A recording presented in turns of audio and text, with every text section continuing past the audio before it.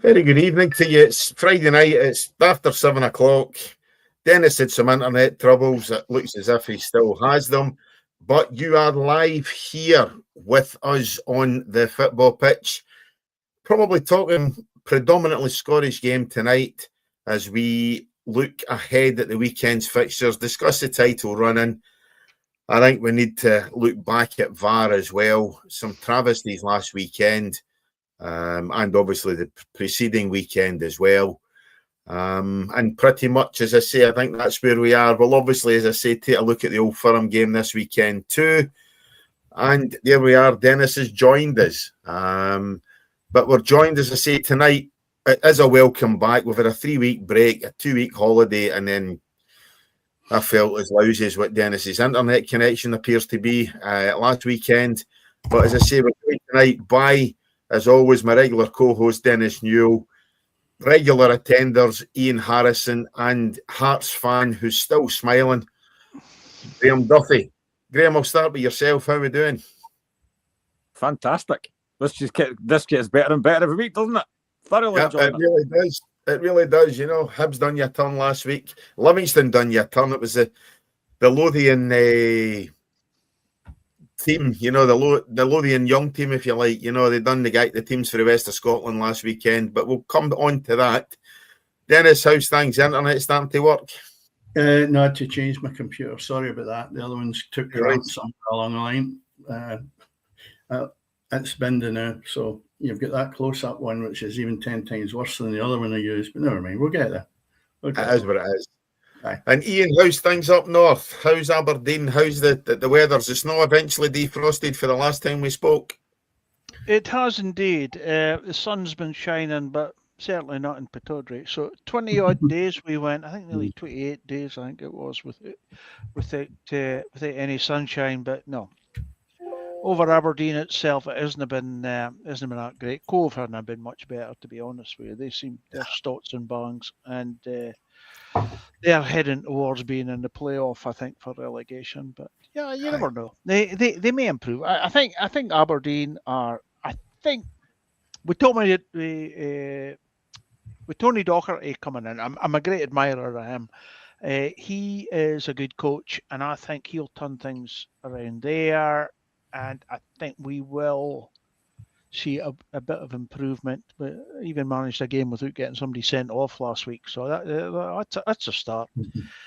But I do believe that things will improve, albeit speaking to a lot of the diehards who are they're selecting their games now. The ones that would have turned up every week, they are now selective in their games. The complete diehards, the away supporters, I'm pretty sure you'll have a big contingency for Aberdeen down. Is it tomorrow, Graham, or is it Sunday? Is it tomorrow? No, it's tomorrow. It's tomorrow. It is tomorrow. Yeah, there'll be a big squad down, I think, for Aberdeen. The away support's always been good. They always enjoy a day out. We'll look ahead to the score. We'll look ahead to the game at Tynecastle tomorrow. Obviously, Graham, again, massive game for yourselves. The season is still continuing. You know, at the end of the day, still sitting top of the league, 4 points clear of Rangers. Irrespective of what happens this weekend, Hearts will still finish the month of February. We keep saying it every month. We'll finish the month of February top of the table. Yeah, it's funny because, I think I said this the last time I was on. For the last few months, all I've heard is Hearts are going to fall off, they'll fall away, they won't keep this up. And yet, with 10 games to go, we're still topping well in a title race. It's been fantastic. I think last week was a big game against Falkirk. I was there, we didn't play that well, but we got the win. And then it means you can sit back and then watch what happens the day after, and we couldn't have had better results than that. I was hoping Livingston could have held out for a win, but I'll take that all day long. We had a great weekend last week. But we've got to build on that now. We do have injuries. I'm sure everyone knows that. We do have injuries, but tomorrow is a big opportunity. If we can win that game, we go 7 points ahead of Rangers, 9 ahead of Celtic on game in hand, and they play on Sunday. This could be another really pivotal weekend. I thought last week was pivotal, but this weekend could be even more pivotal. And we've got a 2-week break after that because we're not in the Scottish Cup. Maybe not a bad thing. I'd like to cup run, but given the way things are going with the injuries we've got, it might not be a bad thing. So yeah, it's just I am still very, very calm, very relaxed about this whole thing. That might change. If we get to the split still top or even like 1 or 2 points behind, that feeling might change. But at the moment, I'm still very calm. Looking forward to every game, getting the excitement back. I mean, people are looking at tomorrow's game thinking this will be a walk in the park. I don't think it will. I know Aberdeen have been really poor this season. They've not won at Tynecastle since 2017. They've not won an away game since the 6th of December against Dundee. But you do have that feeling that things have got to change at some point. Hopefully it's not tomorrow, but this has just been, I keep on saying it every time I'm on here, this has been an incredible season. And I've said it before as well, the amount of folk that I see on TikTok, on Twitter, that are not fans of Scottish football, that are taking a real interest in this title race. And it's because of teams like Hearts and Motherwell. It's been fantastic. And if we can keep this going, unbelievable. I'm thoroughly enjoying this so far. Yeah.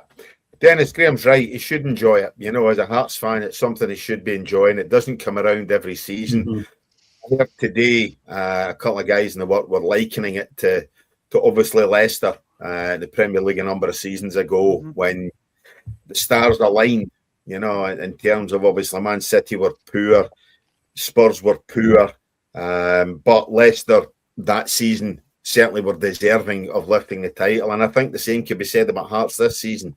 You know, yes, Rangers and Celtic haven't performed consistently over the season to merit being top of the table, whereas to my mind, Hearts certainly have done enough to merit the side who, going into March, sit atop their SPL. I totally agree that they are there in merit. I've only one concern, and that's the injuries. The injuries to Finlay, you then go through it, you'll get your centre forward, knackered, your main Devlin as well, injured. And I look at that as a spine of your team. I know Gordon's not playing, but he's it as well. So you look down that spine and I think, have they got enough to bring in that'll lift him to the next level? The next level is trying to get a gap opened up a bit more than where it is at this moment in time. And I don't think, having watched the game closely last week, they're stretching that. You said the game was poor against Falkirk. I agree with that. But I think the bodies that have actually come in to replace the ones that are injured are not as good. Devlin is badly missed from where I'm stacked up. It was everything that Hearts needed. He's taking out. I think the replacements are no great. The big fella up front, what's his name? Graham, what is it? Kabori. I think sometimes he's pulling a tractor. When you look at what you had before, I just think that you are doing brilliant. And my fear is that because of the injuries, that could hurt you and you could lose it, not because you aren't the best team in Scotland, but because of the injuries piling up. And I don't think there's enough in reserve. I'm just looking at the substitutes now. There's enough on that bench that can come on and replace what you have actually lost. And that's my fear. But you're there and you're quite right to be delighted and over the moon with it, because they've still not caught you and they won't catch you at the weekend as far as I'm concerned, or anywhere near it. I think the best that they'll do with each other at the weekend is get a draw with two bad teams as they are.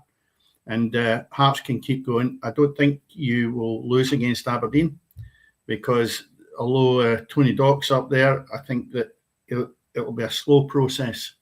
And you should get something out of that game. But that's my fear, Graham. I must admit, I don't know if you are looking at it or just let's keep ploughing on. But what you need is a strong squad. And that, I repeat, is maybe the fear in the run-in. I don't know if you have any, Shankland coming back, Devlin coming back, Finlay, how long he's out for. I think even if it's 3 or 4 games, you could get him back. That would be a massive difference. But just now, you're really having to play out your skin to keep that gap.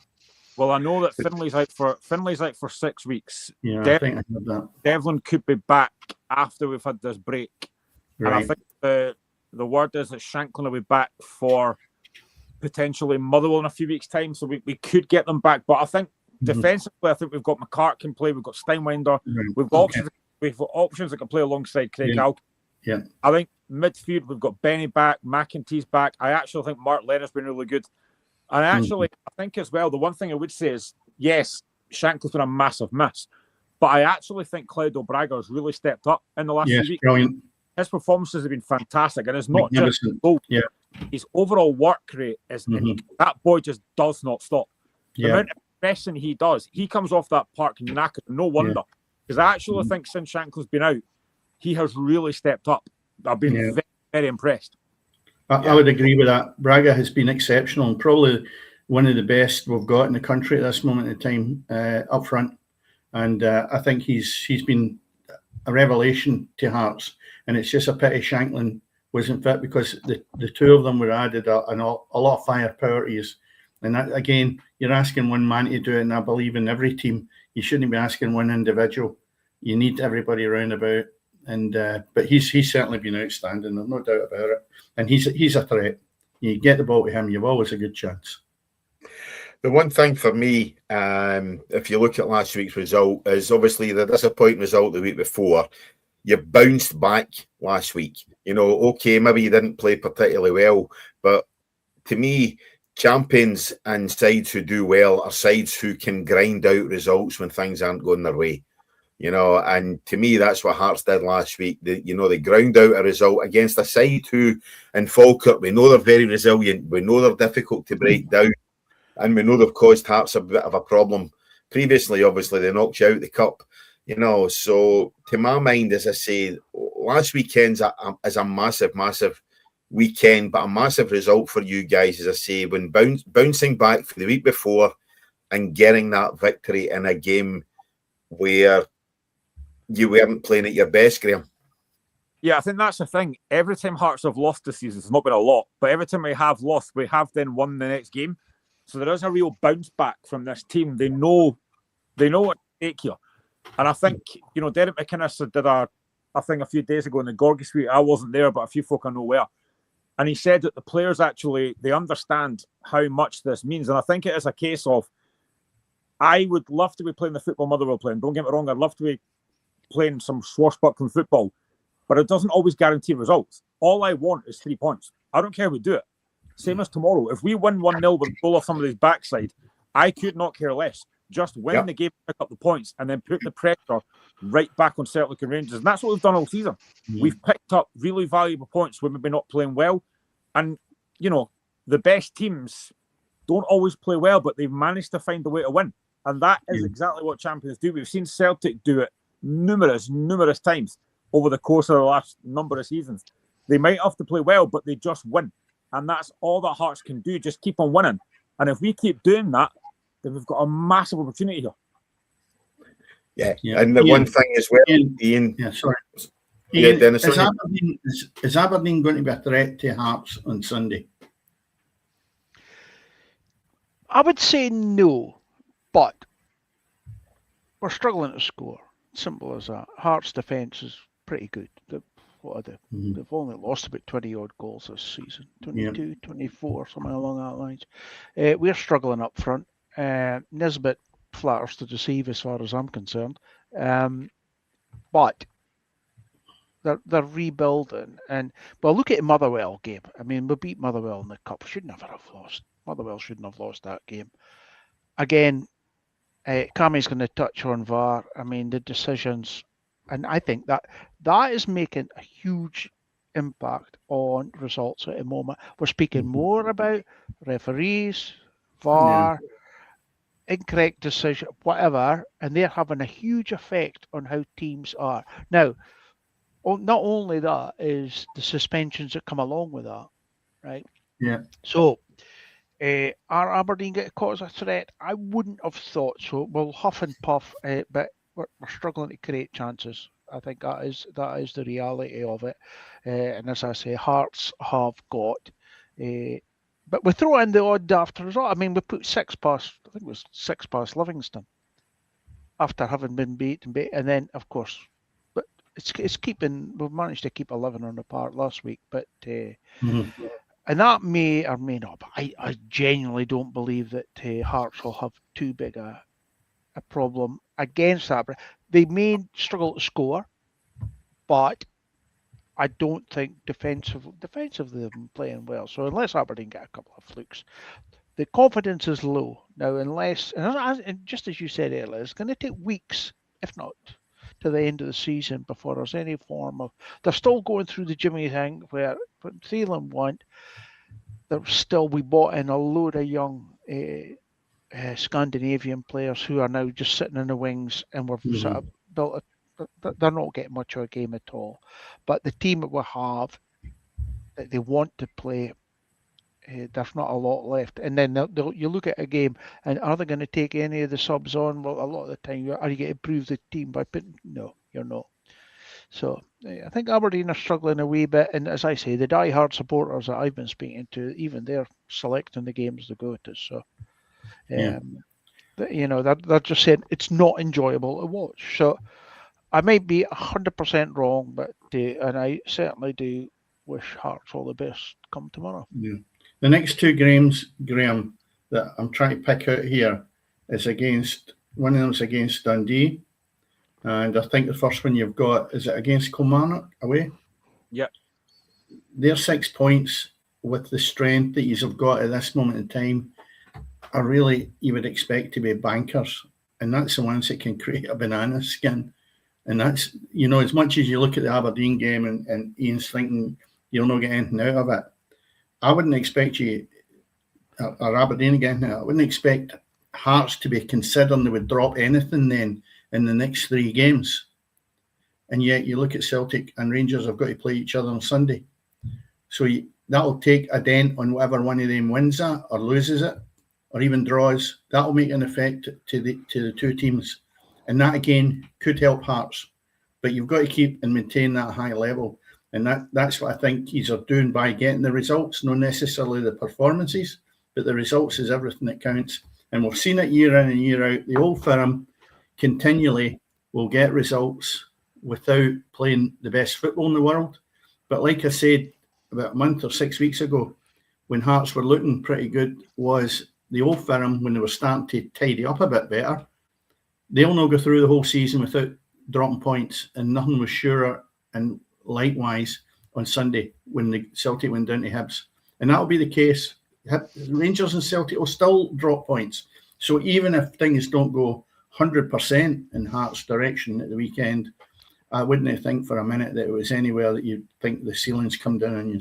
But again, I'll repeat it again. The worry is the fact that you've got key players in your team injured. But as you say, get a couple of them back in the next 2 or 3 weeks, bolsters you again. I think, to be fair, there is only 2 teams which are under pressure out of the 3. Yeah. Hearts are under no pressure whatsoever. Yeah. All they should be doing is enjoying the moment and just keep going. And both Celtic and Rangers will be feeling a huge amount of pressure because they've got huge financial issues, especially with the fact that it looks as if Scotland's going down to 1 team going into the Champions League next year. Mm-hmm. Celtic will be absolutely, especially Celtic, because they take it for granted. They've got that X amount, whatever millions it is that they get.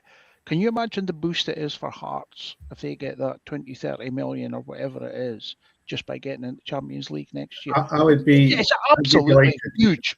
Yeah, I would be. Yeah. I'd be delighted because the Old Firm need a shake-up with the way they've mismanaged the club in the last 2 years at least. Correct. And I'll go back to and have a wee rant about Celtic. Celtic, and I keep going on about this, couldn't score goals to qualify into the Champions League or continue, right? Yep. Because they sold Kyogo. I don't care what you say. It was false in relation to, he's in his 30s or whatever, and we get 10, 12 million, whatever for him. You needed a goal scorer, and they didn't replace him. And because of that, they lost £40 million by not qualifying. Then I look at another way of thinking, how do they work this out? Ingles had the opportunity, or the club had, to sell him to Notts Forest for 25 million. Is he honestly a 25 million pound player? Never mind England, but even in Scotland at 11 million, what they paid for him? No, absolutely not. And he won't give you 25 million pounds worth of good football that is worthwhile keeping a hold of him. So you look at that, there's two occasions that have lost money. £40 million for qualifying and 25 million for no cashing in Ingles. They've got Chamberlain there, who to me is a far better player with a better pedigree, that came in the window and will do a better job. Ingles is, for me, an average player. For 25 million, I'd have drove him down to Nottingham myself. Yeah. Seriously. So that kind of mismanagement with the old firm, just going back to Cammy, we're talking about how delighted I would certainly be, and I'm sure there are a lot of others, if you want to be just a neutral in this, is if Hearts won the Premier League and got into the Champions League, because I feel the two clubs, Celtic and Rangers, have been mismanaged, spending money badly and thinking that all they've got to do is turn up. Well, Hearts have shown them this year that's not going to be the case. So if Hearts go and win that one place, as Ian's rightly said, there's one place for the Champions League in Scotland. If Hearts got that, I think it would be magnificent. I really do. Just on what you were saying there. In the Champions League, Graham? What's that?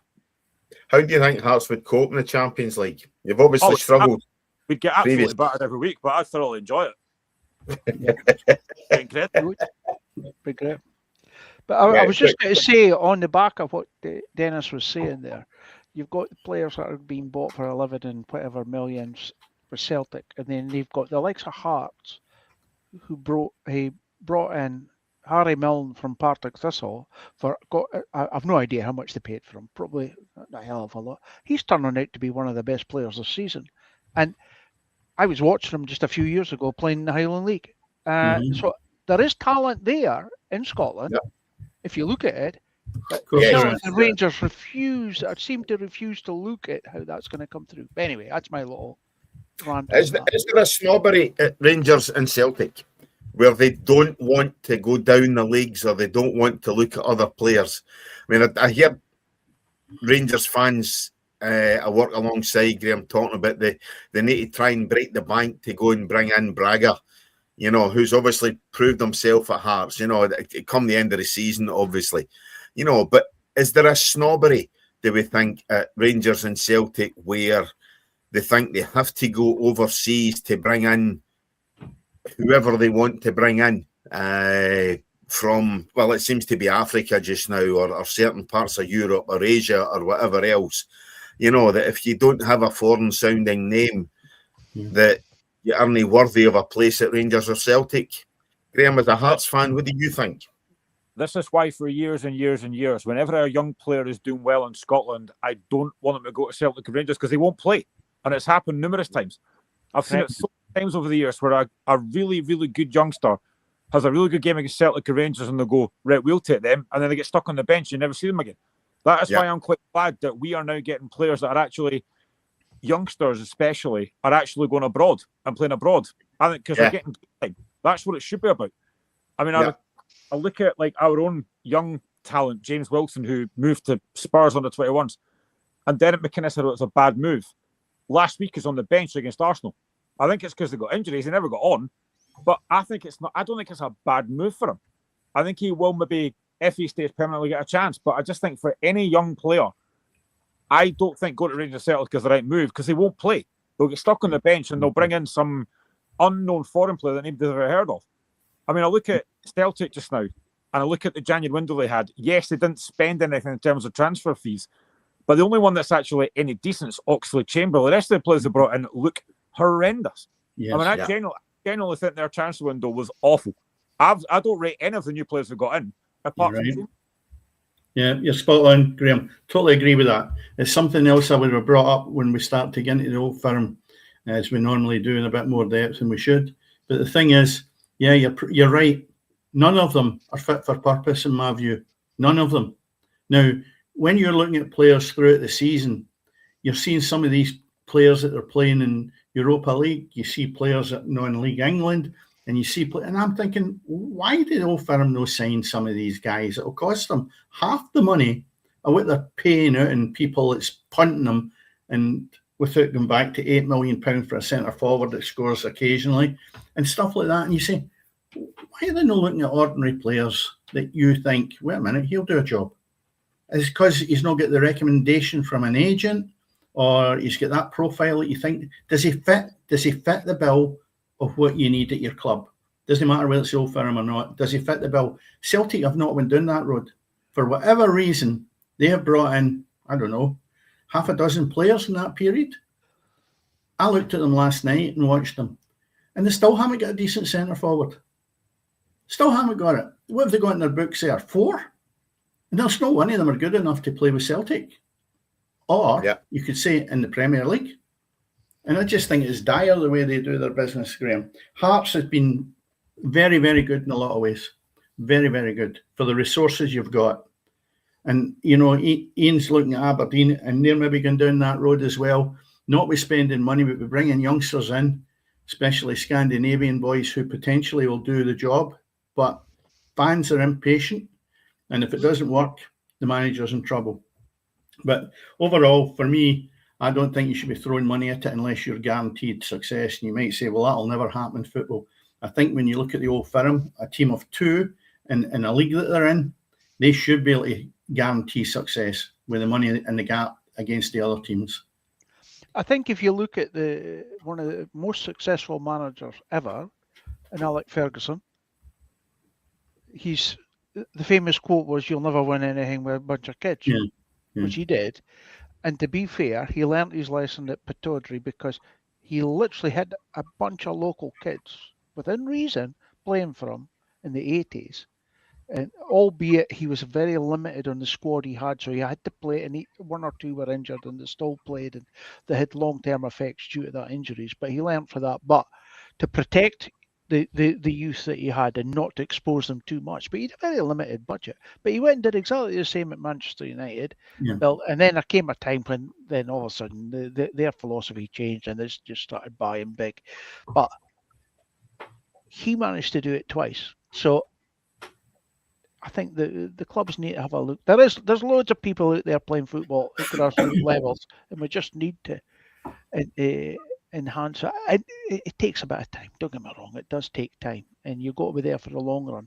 But a lot of managers, unfortunately, are not there for the long run. They know they're maybe 6, 7 defeats away from getting the sack. So, but how many players are we going to see in the future that will come up through the ranks that could start in our Scottish second division, go to 1 championship, and then into the Premier League? And even more so, managers. What chance has managers got? When did we last see a manager from one of our lower divisions getting promoted into the Scottish Premier League? Again, it's like you touched on, Cammy. Have they got to have a foreign name, or does this pacify the supporters with somebody they don't know? I just can't get the mindset with this. Ticket sales, you know what I mean? That's the problem. Bob McGlunchy's not going to attract a season ticket. Sorry? It's all about season tickets. You know, it's all about that kind of stuff. You know, somebody with an ordinary sounding name, a John Smith or a Dennis Newell or a Graham Duthie or an Ian Harrison, is not going to attract the season tickets. You know, and the ticket buying public, the way Mohamed Doufis is, or you know, I mean, it's just pulling names out there. You know, so it's all about that. It's all about appearances. It's all about trying to attract season tickets, sponsorship, and everything else. You know, and unless you've got an exotic sounding name, irrespective of how shite you are on the park, you know, it's that's what it is. You know, it is exactly. You're spot on, Cammy. You're spot on, and it seems to go on and on and on. And for some unknown reason, the board of directors at all these clubs seem to think it's glamorous to be going into the pub or the restaurant and saying, "Oh, I know Tommy Mikizuno or whatever," and you go, "Well, you're not, it's one massive ego trip." You know, that's a guy who can play football. Yep, precisely. You know, but bringing it back, obviously, to this week, it is obviously Old Firm Sunday this week. Rangers against Celtic, 2 weeks in the bounce. They've got the league game this week, the cup game the following week. Looking ahead to this week, Graham, you've already said it's a pivotal week for Hearts. It's a massive week for both these clubs, particularly Martin O'Neill. You know, because if Martin O'Neill loses next week and this week, Celtic season's finished, and Celtic have wound up a trophyless season this season. Dennis, the likelihood of that happening, you know, first and foremost. I think Rangers are playing the better football. I think Rangers are the better side, you know, but obviously, yes, it's an old firm game. You know, you would expect a share of the spoils, maybe. Rangers win once, Celtic win one, or... I think if you divvy it up, that's the way you would look at it from a neutral and say it keeps the balance going and there's an opportunity there. But if I look at the squad of two players, I think Danny Rowe has come in and done a brilliant job with the resources he's got. That's a bag of mince he's dealing with. I mean, total garbage, right? It's the worst Rangers squad I have seen in the history, right? And people might say you're talking garbage, maybe back in the 80s early, that was poor. That is the worst I have seen as a squad. And he's done great with them because he's got them working their socks off and they have a bit more belief in themselves. So sometimes I've always said that we lacking skill, you can make up for in energy and effort. And that's what I think Rangers are doing now. But they're getting carried away with it. They think they've arrived. Even the manager having a go at Celtic and vice versa the night on the news, having a wee dig at each other, when in actual fact, they should just go on with the job and see what he can produce at the weekend from the Rangers camp. They're poor. And then, not to take it away, Celtic are doubly as bad, right? You're now looking at the situation where Scales is going to be the mainstay of Celtic's defence at the weekend. Wow, I never thought I'd ever be seeing that in my lifetime. The equivalent of Scales being the mainstay. That is quite worrying. It's just no good enough. And it's a shortfall of Celtic keeping the money under the bed instead of going out and spending it. And they deserve all they get. Rangers are doing their best, and I see probably more commitment, although they've signed a ton of duds. Celtic have deliberately kept the money to some degree, but what they have signed are rubbish as well, as Graham's pointed out earlier. And I just look at the two teams and say, I'll tell you what, I want to see a stat on Sunday. When you look through all the stats, it says, how many bad passes is there in this match? And that's what you don't see. It's all about passes completed, passes here, there, passes. They don't tell you, by the way, him in the centre of midfield had 30 bad passes in a game. No, they don't show you that. And that's what I'd like to see as a stat, because I'll tell you what, it'll be quite embarrassing. And Trusty, self-inflicted, and I hope you come on to VAR and refereeing before we finish, because I want to pick up on a few points there. But as far as Celtic season and Rangers season, it's very much alive. And as you say, Cammy, the next 2 weeks is so important for both the teams. And Hearts, if you can keep a good grip in this, can go tramp them on and go over the finish line. And I think that's what should, although it's not deserved 100%, that's the way it should end up. You'll be hoping for a draw on Sunday, Graham, I'm assuming. I'm hoping for a draw, one of the worst games ever. And after sending off for both teams, I will quite happily take that. I've heard a few Hearts fans being asked before, who do you want to win? And they're going, oh, Celtic win wouldn't be bad. A draw is the only acceptable answer for that. It has to be a draw. That is the only way that I want the game to go. But 9 each, Graham. 9 each. Oh, I'll be quite happy with that and a few sending offs. I mean, I think the multiple sending offs is a good one, yeah. I mean, Rangers probably are the better team, but I think if you're Rangers right now, and given how brutal he's been recently, I'm smashing shots at Kasper Schmeichel every day of the week because he has been absolutely awful recently. I mean, some of the goals he's conceded, some of the points that he has cost Celtic recently, he was a fantastic goalkeeper. There's no doubt about that, but he's done. I mean, how bad must Sinisalo be to not get started in that team? Because every time I see Kasper Schmeichel, he makes a mistake. Well, somebody said on one of the radio programs last weekend, I was listening, he said, Schmeichel's arms have gone. It's apparently his left shoulder. His legs have gone. His arms are gone. I thought it was brilliant. I remember a while ago, Jamie Carragher had a quote about Casemiro where he said, leave the football before the football leaves you. Well, I think it's definitely left Kasper Schmeichel. Like, he's done. He's having a hard time, yeah. Dennis, I've been saying that to you for most of the season, that Schmeichel's been done. You know, I mean, at the end of the day, last week was probably the straw that broke everybody's back, you know, in terms of against Stuttgart. Had an absolute howler, you know. I've had girlfriends go down quicker than that. You know, I mean, it was horrendous, absolutely horrendous. His performance last week. You know, I mean, he really, really was very, very poor to such an extent, Graham, that Sinisalo started last night in the European game. Obviously, kept a clean sheet. Again, no comments on girlfriends there, you know, but he kept. I would agree with one point there. The first comment, you're deluding yourself, right? Forget about that. The second one, the goalkeeper was absolutely outstanding last night. He played well last night. That's for sure. I would put him in goals because you don't know how Schmeichel's been at training. He might be able to get his cell lifted, and he's an experienced guy. But the goalkeeper last night was exceptional. I thought he'd done really, really well. Yeah, he played really well. He earned Celtic the result last night. That's for sure. You know, but as I say, a pivotal weekend for sure. The draw is a great result for Hearts.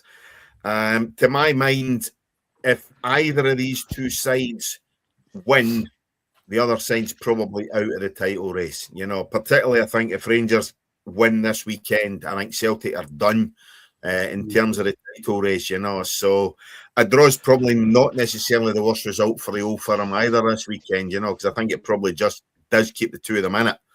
But again, Graham Hart to take care of themselves this weekend, you know, and they can't rely on VAR to do that for them, as we know. You know, VAR did use a turn last week by Trusty's sending off against Hibs. You know, I think that was unmerited. What was unmerited? I don't think Trusty was sent off last week against Hibs. Oh, without doubt. I don't think he should have been sent off. You think he should have been? Oh, without doubt. Without doubt. He's lashed out at an opponent. Oh, come on, that's not a lash out. Well, what is it then? Okay. If you do that in the park, you're having a go at an opposition player. You're not allowed to do that. The player off. All he's done is shake his arm. You know, to shake the player off. He's actually come down heavy on him. No, I'm sorry. I don't think that's a. I disagree. To me, I think that was a sending off. I'll tell you what. You know what? See if it had been, there'd be no VAR, he wouldn't have been sent off. Because when I looked a few times at this, the referee looked as if he was ready to turn away, and as he turned his head slightly away, in comes into his headpiece. We're looking at this, and he turned back again, and that was when the VAR intervened. But I think without VAR, Trusty might have got away with it. Personally, I thought it was quite a physical blow that he struck on the defender, or whatever position the boy was opposite. I just don't think. I don't think it was violent conduct, Dennis. I'll be honest. I don't think he struck out. You know, I just don't think it was violent conduct. Where do you draw the line with somebody hitting an opponent? Is it when you take his teeth out, or blacken his eye, or burst his nose? What would you do? He's just kind of shook him off. No. I think he's basically put his arm down to try and get out of the hold. But it was an aggressive hit. Yeah, I don't think there was aggression in it. It wasn't as if just get your arm out of the road. He actually come down quite heavy on him. Have a look at it again. Tell me next week. I'll have another look again. But tell me this: who committed the first foul? Was it the guy grabbing him as if to stop him from moving? I mean, but that was a hand up, Ian. There's a difference. That's you just trying to hold him off, right? But when he put his hand up, trying to stop him from moving. Yeah, simple as that. He's trying to stop him from moving in a position. The whole free kick corner thing has gone mental. Yes, VAR's only supposed to be getting involved if it's clear and obvious, and to me, I don't think that was a clear and obvious situation. And I think, again, as well, they're only supposed to get involved if the referee misses it. Well, the referee didn't miss it. He saw it in real time and basically said that he felt it was nothing. He didn't rate it a red card. VAR should not have been getting involved in that one, I don't think at all, you know. But anyway, that's that one. You've got the Liam Scales penalty. A bit of inconsistency involved in that one, you know what I mean? Obviously, Liam Scales pulled down in the box, and obviously the penalty kick not given. But the biggest one of lot is obviously the Richard King red card. You know, exactly. I'm going to bring up. Yeah, I've got a session and a rant on this. That was Let's carry absolutely on. mental. That was madness. You know, that was never a red card in 4 months of Sundays. You know, You know what? you're going to disagree with me again, aren't you? No, I'm going to 100% agree with you that it should never have been a red card. And you know something here, we need to look seriously at our game if it's going to go forward. Yep. Because Slattery, and I'll say it now, cheated. And I hate cheats in a football match. Yep. Right?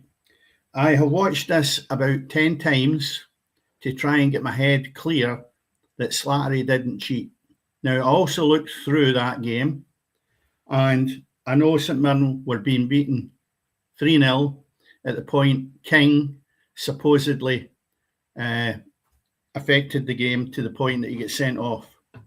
Then after that, at 3-0 with 11 men, St Mirren have probably not got a great chance of winning anything out of this game, but there's a better chance that they'll no lose 2 other goals in the back of this and might come back into it, because I think it was around about 65th minute or something like that, right? Yeah, there was time on the clock. Aye. That's right. So let's look at another scenario here.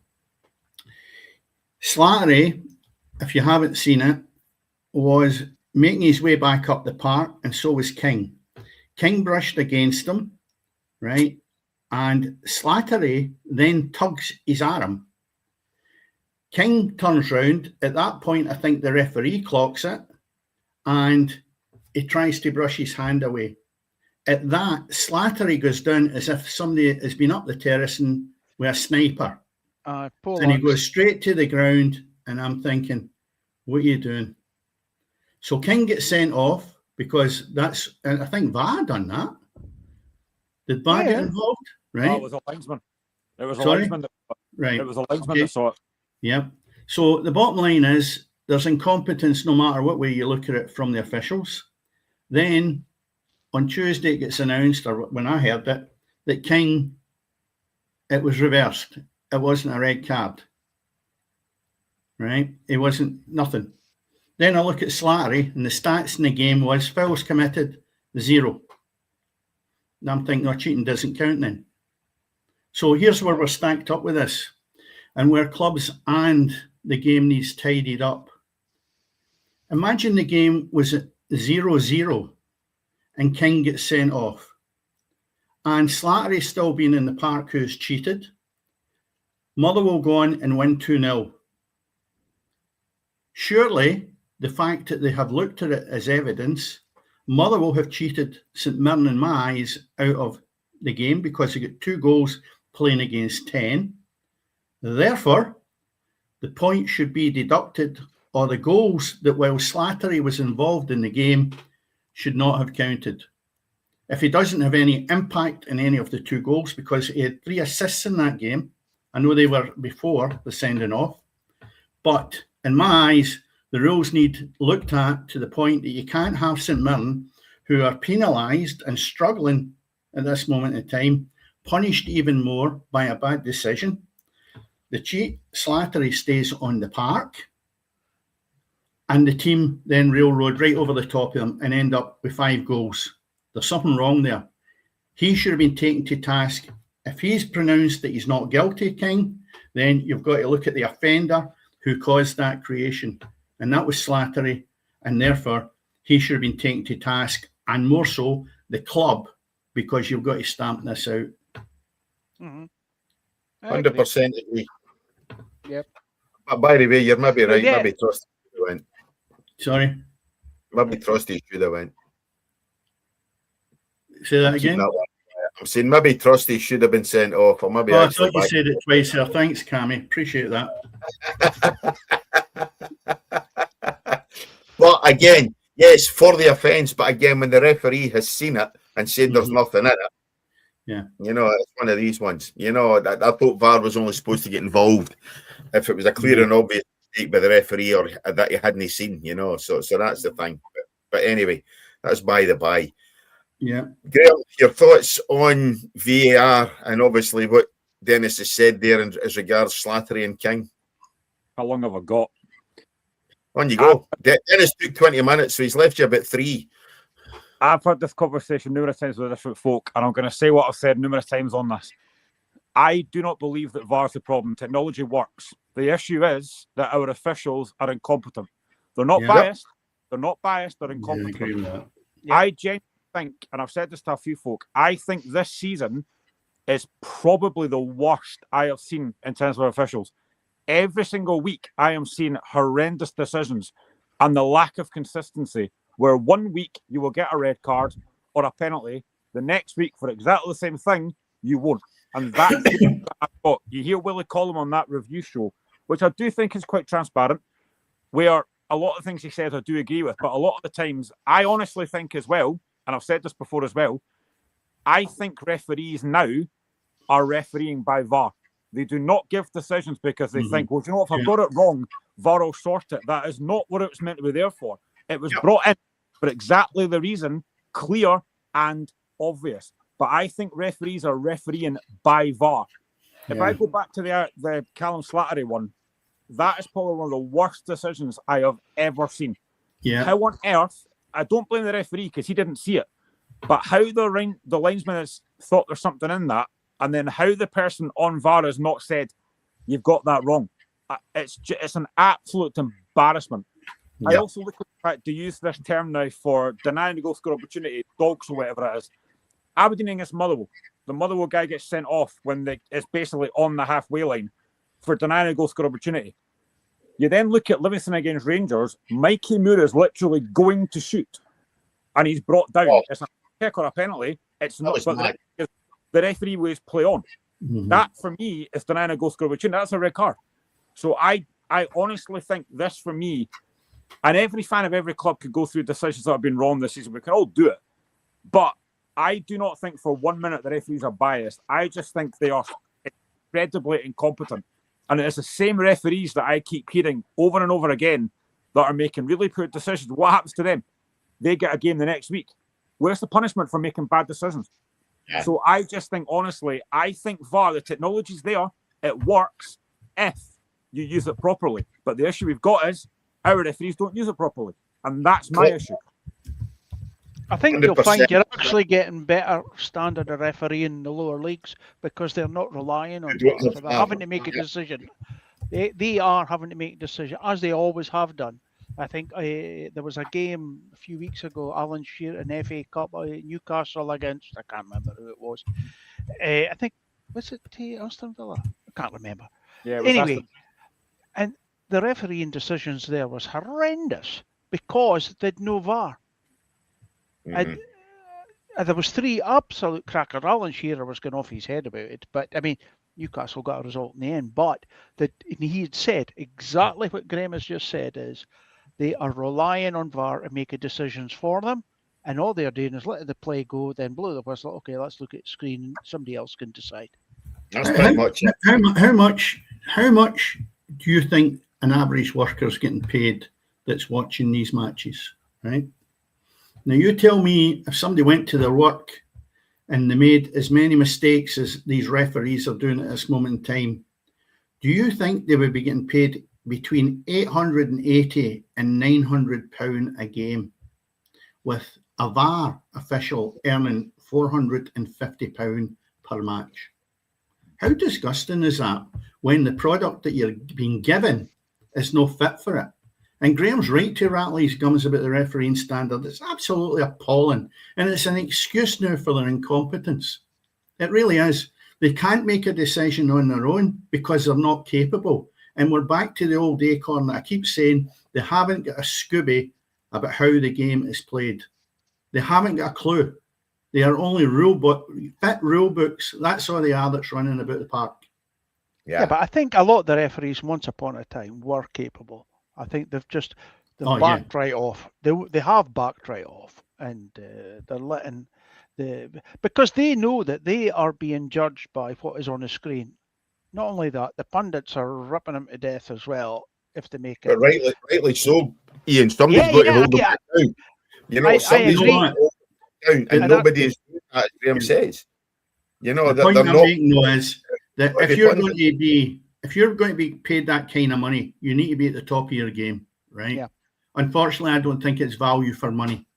Yeah. They And have that goes got back to the they've got basics. a terrible job, I would never do it. So I'm being hypocritical there. But I'll tell you what, I would put my face in the firing line for an hour and a half for £900. I'll put up with it. But the bottom line is they're getting away with it. And as Graham rightly said, they're not being punished. I'm talking about players being punished for diving and cheating. Yeah. There's an element of that as well, but it's not necessarily the referee. It's the people that's actually supervising them and overseeing them and saying, that's not good enough. We need to get somebody else that can do the job. Yeah. But it's the same goldfish bowl and rubbish we get sent out every week. And the punters are the people that's actually paying the penalty for that bad performances. And you watch between now and the end of the season, there'll be results here that could swing that far round the wrong way that the league title could actually hinge on a bad decision between VAR and these referees. And it would not surprise me for a minute if it went down to the wire that a refereeing decision created the monster of the league title passing its hands to somebody by default. And that's my worry, because they're poor.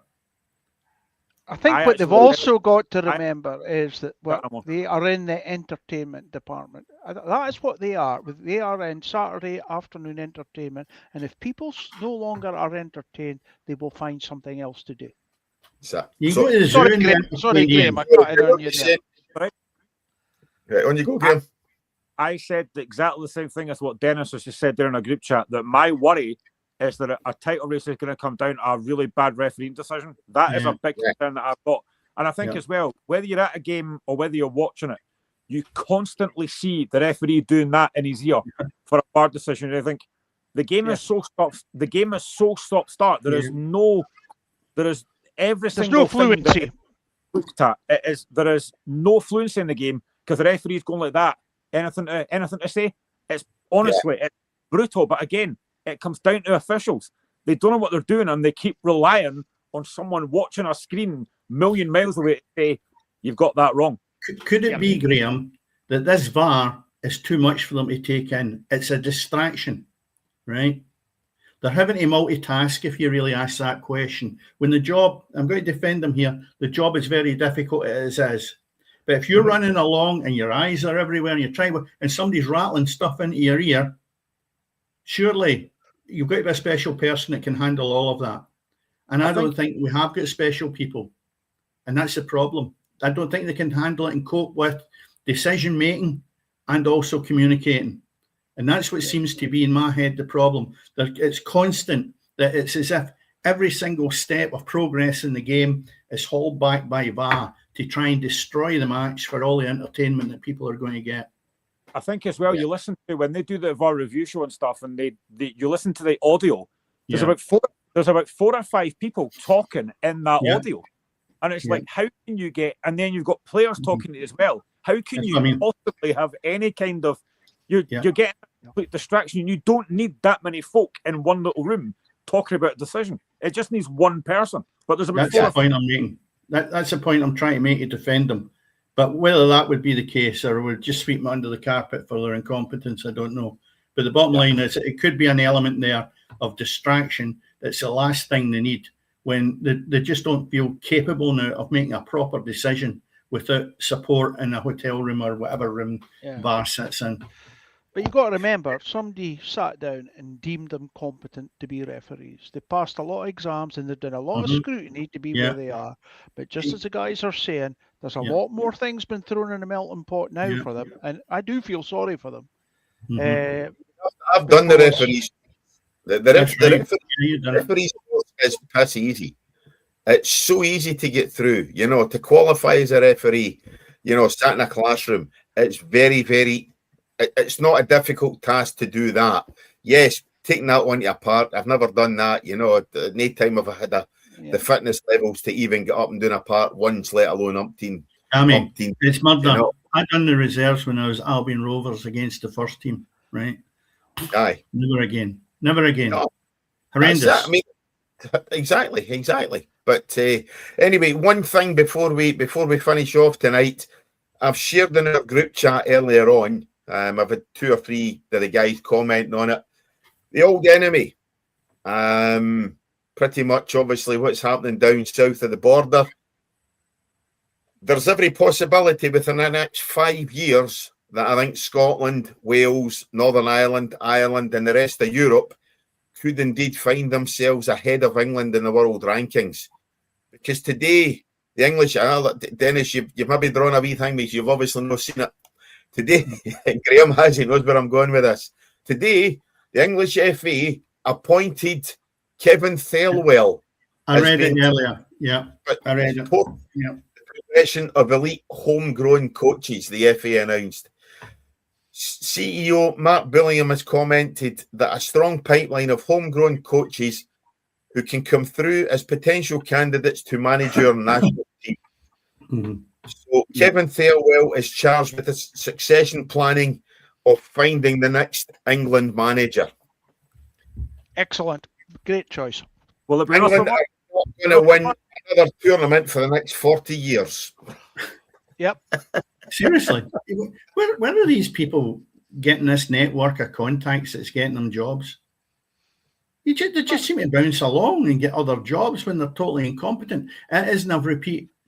It's one of the jobs that you actually can be rewarded for failure. Yep. Yeah. Unless you're at the lower divisions, you're trapped. You're into the gutter, right? In the top league, you're rewarded for failure. Nothing. No. You're a dud. All right, okay, give me 20 million. I'll move on somewhere else. See when you look at it, Kevin Thelwell, ex-Rangers, Wolves, Derby, Preston, Everton, and New York Red Bulls. The guy's failed 6 times. But it's on your CV. We've got Chancellor Exchequer Lyde in her CV, and she's got one of the top jobs in the country. So do you think that's a big deal that he presents his CV to them and they go, oh, that's fine. Could you talk us through that? Oh, failure here for you. Don't say he's a failure. He's going to be so hyped up there that there's steam coming out their ears thinking, why did we not go for this guy earlier? This is how it works, Cammy. It's not a matter about them looking in depth into Rangers and the disaster that you had. They're not doing that. They just look at the CV and they're in a merry-go-round and it's picking up bucks everywhere you go. So very pleased for him. Oh, yes. Listen, great Graham, 6 failures, and he's now the guy tasked with getting the next England manager. You know, the succession planning for the next England coach or the next England manager after Thomas Tuchel. That'll not be picked up in England. A respected journalist, it's Henry Winter that shared that, you know, so it's definitely... I'll not hit the headlines that, because that's embarrassing. And the journalist that would be writing that would be the one that wouldn't get back in the door again. Yeah, I'll guarantee you that's not on Football Focus tomorrow. No, that's right. Oh, here you are. Yeah. Yeah, indeed. Listen, guys, it's been good to be back tonight. Obviously, as I say, with the 3 week sabbatical there, it definitely has been good to be back. Ian, thanks as always. It's always good to hear your thoughts. Yeah, it's not happening. Nice talking to you. It's always good to hear your thoughts on what's not happening up in Aberdeen. Yeah, Graham, well, not a lot. 10 games, yeah, 10 games to go, Graham. You can do it. It's getting closer. I'm not going to lie, it's getting closer. We need to keep regular touch, Graham, because there's still a lot to come out in the wash. Yeah. Top of the split. The split is going to be good this season. You know, when you consider what you're going to have. Rangers, Celtic, Hearts, Falkirk. Motherwell are playing. That's pretty much it now, isn't it? The split. It's Dundee United are not going to catch Falkirk, are they? No. I think Motherwell's going to have a big say in this title race, by the way. And I've said that for weeks. Yeah. Mm-hmm. When you look at the goals they've actually conceded, they've conceded the least amount of goals all season, even though they're playing very heroic football up front. Well, they're still not conceding goals.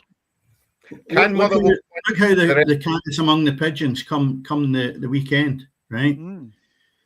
Right. Forget Hearts are sitting there on their own.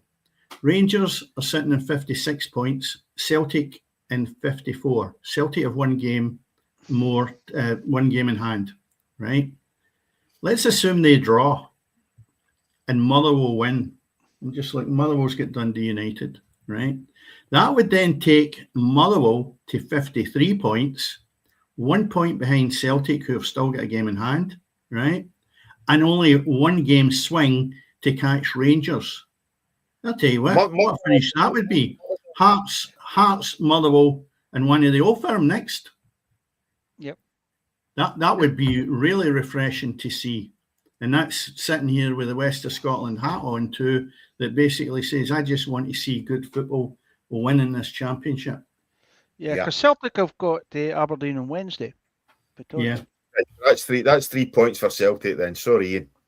No, I agree. But the last time I turned up, I mean, that was a long time ago. But I'm actually going on Wednesday, so we'll see. All right. Yeah, well, I was wrong there. I think it's Wednesday. What we got here? We've got Motherwell. I've got Dundee United tomorrow, and then the fixtures, if I'm correct, they then have Dundee away. So that'll be interesting. You've got to fancy me take 6 points for there, you know. So yeah, at the end of the day, there's still a lot to be decided. You know, Motherwell, you're right, Graham. They've got a big say in this title race. They've got at least the Old Firm to play twice. Depends how the split goes as well. And also, again, once we get to the split, where are the sides going to be playing? Who's going to be at home? Who's going to be away? You know, I think that's going to be massive as well, you know, in terms of how the fixtures are adjudged and in terms of who's going to be the home side, you know. So there's so much to play for. It's great the fact that we've got an exciting title race this season. And you can catch it with us here every Friday night because, guys, as we all know, everything is always happening on the pitch. Good night.